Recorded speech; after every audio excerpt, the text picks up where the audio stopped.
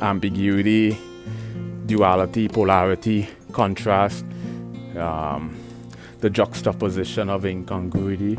Some deep abstract linguistic concept that has been psychologically and sociologically misconstrued interpersonally in all different forms of culture. Like, why is irony and coincidences used interchangeably?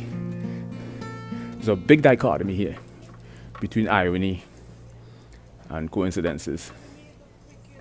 You know, like, and then we have dramatic irony, we have situational irony, we have verbal irony, we have tragic irony, we have Socratic irony, you know, and then we have coincidences, and we have synchronicity and serendipity. Are they the same, or are they the same phenomenon that's given a different definition from its opposing